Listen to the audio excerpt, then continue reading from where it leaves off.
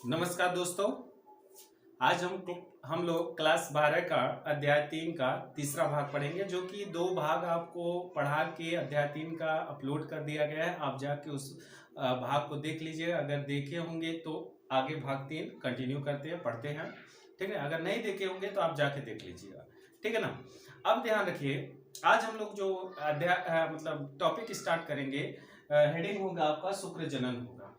नर में शुक्र जनन की प्रक्रिया को पढ़ेंगे। अच्छा, शुक्र जनन जो होता है वह आपको पता होना चाहिए कि मानव में जो मानव होता है, मानव के वृषण में शुक्र जनन की प्रक्रिया होती है। यानी मानव के वृषण में शुक्राणुओं का निर्माण होता है। यह प्रक्रिया शुक्र जनन कहलाती है। ठीक ना। मानव के वृषण में शुक्रजन का निर्माण होता है। यह प्रक्रिया क्या कहलाती है? शुक्र जनन कहलाती है। शुक्र जनन जो निर्माण होता है, आपको पता होना चाहिए, किशोरावस्था में ही होता है। शुक्राणुओं का निर्माण किस अवस्था में होता है?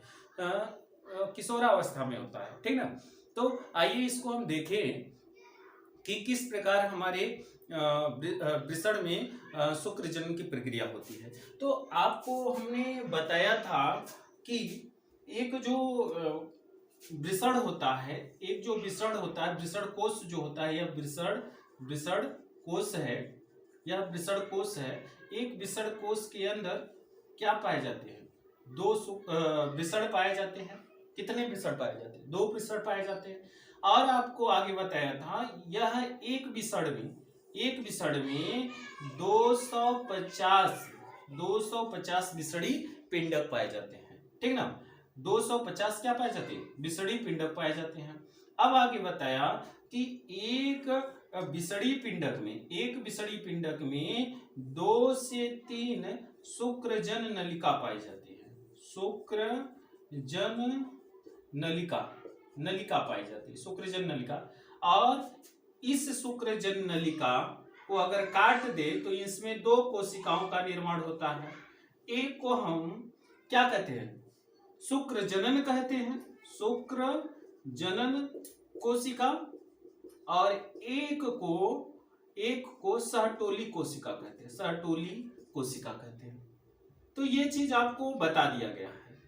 अब जो शुक्र जनन कोशिका होता है, इसी के अंदर शुक्राणुओं का क्या होता है? निर्माण होता है। शुक्र जनन कोशिका होती है, जो शुक्रजन कोशिका होती है, शुक्रजन कोशिका के अंदर ही यह जो क्या होता है? यह शुक्र जन नलिका होती है। और इसी शुक्रजन नलिका के अंदर अगर इसको काट दे तो इस प्रकार से 2 कोशिका मिलती है। ठीक। एक को हम क्या कहते हैं? शुक्रजन कोशिका। एक को शुक्रजन कोशिका कहते हैं और एक को क्या कहते हैं? सहटोली कोशिका। तो शुक्रजन कोशिका में यह जो कोशिका आपको दिखाई दे रही है, यह है शुक्रजन कोशिका। शुक्रजन कोशिका है। क्या है? शुक्रजन कोशिका है। शुक्रजन कोशिका जो होती है वो द्विगुणित होती है। आपको पता होना चाहिए, अगर क्वेश्चन पूछता है कि नर में शुक्रजन कोशिकाएं होती है, अगुणित होती है, द्विगुणित होती है, तो हमेशा ध्यान रखिएगा, यह जो कोशिका होती है द्विगुणित होती है। यानी इसमें 2n पाए जाते हैं। शुक्रजन कोशिका के अंदर जो है समसूत्री विभाजन होता है। समसूत्री विभाजन होता है। और इनसे जो कोशिका का निर्माण होता है, जिसे हम प्राथमिक शुक्रजन कोशिका कहते हैं। प्राथमिक शुक्रजन कोशिका कहते हैं। आपको पता होना चाहिए कि अभी हमने बताया शुक्रजन कोशिकाएं द्विगुणित होती हैं, इनमें समसूत्री विभाजन होता है। यह जो आपको शुक्रजन कोशिका दिखाई दे रही है, इसके अंदर यह घटनाएं होती है। ध्यान रखिएगा, कह रहा है शुक्रजन कोशिका के अंदर समसूत्री विभाजन होता है। समसूत्री विभाजन जब हो जाता है तो उनसे एक प्राथमिक शुक्रजन कोशिकाओं का क्या होता है? निर्माण होता है। अब प्राथमिक शुक्रजन कोशिकाओं में अर्धसूत्री विभाजन होता है। अर्धसूत्री अर्धसूत्री विभाजन होता है, अर्धसूत्री विभाजन होता है। अर्धसूत्री विभाजन फर्स्ट विभाजन होता है, ध्यान रखिएगा। अर्धसूत्री फर्स्ट विभाजन, देखिए अर्धसूत्री के दो फेज होते हैं, एक फर्स्ट होता है, एक सेकंड होता है, ठीक ना। तो अर्धसूत्री फर्स्ट विभाजन होता है, और जब अर्धसूत्री फर्स्ट विभाजन होता है तो इनसे जो कोशिका निर्मित होती है यह कहलाती है द्वितीयक शुक्रजन कोशिका। द्वितीयक शुक्रजन कोशिकाओं का निर्माण होता है। बात समझ में आ रहा होगा कि शुक्रजन कोशिका में अर्धसूत्री विभाजन हुआ, इनसे प्राथमिक शुक्रजन कोशिका का निर्माण हुआ। प्राथमिक शुक्रजन कोशिका भी द्विगुणित होती है, और प्राथमिक शुक्रजन कोशिका में अर्धसूत्री विभाजन हुआ और अर्धसूत्री प्रथम विभाजन हुआ, जिनसे द्वितीयक शुक्रजन कोशिकाओं का क्या हुआ, निर्माण हुआ। अब द्वितीयक शुक्रजन कोशिकाओं से एक कोशिका बनती है, जिसे हम कहा जाता है, एक कोशिका बनती है, और इसमें द्वितीयक शुक्रजन कोशिका में अर्धसूत्री सेकंड विभाजन होता है। यह जो अर्धसूत्री फर्स्ट था, अब इनमें सेकंड विभाजन होता है, और सेकंड विभाजन में ध्यान रखिएगा, सेकंड विभाजन में क्या होता है कि कोशिकाएं दो दो बन जाती हैं, और इस कोशिका जो निर्मित होती है इसे हम कहा जाता है, इसे कहा जाता है, क्या कहा जाता है, शुक्राणु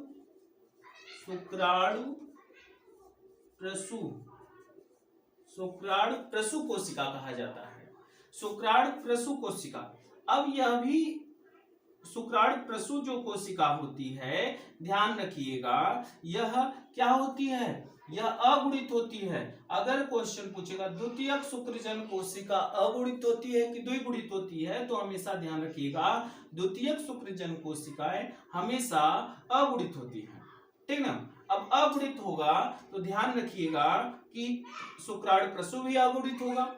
अब शुक्राणु प्रसू से क्या निर्मित होता है, शुक्राणु प्रसू से बहुत सारे शुक्राणुओं का निर्माण होता है, यानी बहुत सारे नहीं कर सकते हैं, 4 शुक्राणुओं का निर्माण होता है। जितनी कोशिकाएं बनेंगी उतना तो शुक्राणु निर्मित होगा।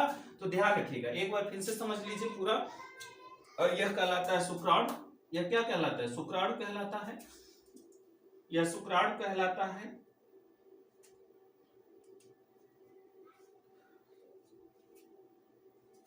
यह शुक्राणु है, ये शुक्राणु है। आपको पता होना चाहिए कि ये जो शुक्राणु होते हैं यह नर युग्मक होते हैं, और यह अगुणित होते हैं, यानी इनमें n संख्या पाई जाती है। शुक्रजन कोशिका में समसूत्री विभाजन होता है, और प्राथमिक शुक्रजन कोशिका का निर्माण होता है। शुक्रजन कोशिका द्विगुणित होती है, और प्राथमिक शुक्रजन कोशिका भी द्विगुणित होती है। इनमें अर्धसूत्री विभाजन होता है फर्स्ट, जिनसे द्वितीयक शुक्रजन कोशिका का निर्माण होता है। द्वितीयक शुक्रजन कोशिका में अर्धसूत्री सेकंड विभाजन होता है, और शुक्राणु प्रसू का निर्माण होता है, और शुक्राणु प्रसू से शुक्राणुओं का क्या होता है, निर्माण होता है। यही प्रक्रिया कहलाती है शुक्रजनन कहलाती है। बात आपको समझ में आ गई होगी। आप लिख सकते हैं कि वृषण में शुक्राणुओं का निर्माण शुक्रजनन द्वारा होता है। शुक्राणुओं का निर्माण किशोरावस्था के समय आरंभ होता है। यह प्रक्रिया लैंगिक हार्मोन जैसे जीएनआरएच, गोनेडोट्रोपिन रिलीजिंग हार्मोन, इसका नाम होता है गोनेडोट्रोपिन रिलीजिंग हार्मोन। उसके बाद FSH होता है फॉलिकल स्टिमुलेटरी हार्मोन, एंड्रोजन होता है, ठीक ना। तो ये सारे हार्मोन की वजह से शुक्रजन की प्रक्रिया संपन्न होती है, ठीक ना। आगे आप ध्यान रखिएगा, नेक्स्ट हेडिंग है